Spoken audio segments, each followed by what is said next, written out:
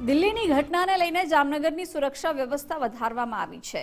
Jamnagar railway station ખાતે પોલીસનું સઘન checking, bomb squad, dog squad સહિતની ટુકડીઓ દ્વારા ચેકિંગ કરવામાં આવી રહ્યું છે। રેલવે સ્ટેશન પર મુસાફરોનું ચેકિંગ કરવામાં આવ્યું। દિલ્હીમાં બ્લાસ્ટની ઘટના બાદ સમગ્ર દેશમાં હાઈ એલર્ટ આપવામાં આવ્યું છે।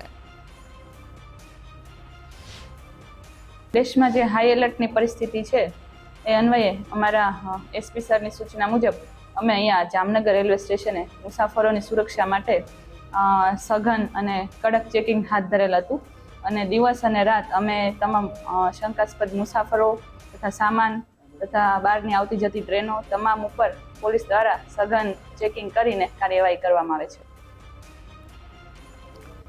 તો દિલ્હીમાં જે બ્લાસ્ટ થયો ત્યાર પછી જામનગરની સુરક્ષા વ્યવસ્થા વધારવામાં આવી છે। રેલવે સ્ટેશન સહિતના ભીડભાડવાળા વિસ્તાર પર ચેકિંગ હાથ ધરવામાં આવ્યું। બોમ્બ સ્ક્વોડ, ડોગ સ્ક્વોડ સહિતની અલગ અલગ ટુકડીઓ દ્વારા ચેકિંગ કરવામાં આવી રહ્યું છે। રેલવે સ્ટેશન પર મુસાફરોનું પણ ચેકિંગ કરવામાં આવ્યું। દિલ્હીમાં બનેલી બ્લાસ્ટની ઘટના બાદ સમગ્ર દેશમાં હાઈ એલર્ટ આપવામાં આવ્યું છે અને અલગ અલગ ભીડભાડવાળા વિસ્તારો પર ચેકિંગ હાથ ધરવામાં આવી રહ્યું છે। બોમ્બ સ્ક્વોડ, ડોગ સ્ક્વોડ સહિતની ટુકડીઓ દ્વારા ચેકિંગ હાથ ધરવામાં આવ્યું। મુસાફરોની પણ તપાસ કરવામાં આવી છે।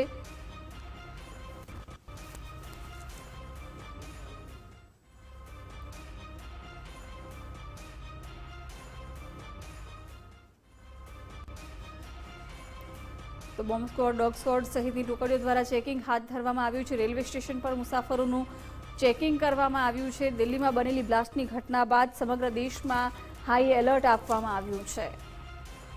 જામનગરની સુરક્ષા વ્યવસ્થા વધારવામાં આવી છે। રેલવે સ્ટેશન ખાતે પોલીસે સઘન ચેકિંગ હાથ ધર્યું હતું અને ત્યાં મુસાફરોનું પણ ચેકિંગ કરાવવામાં આવ્યું।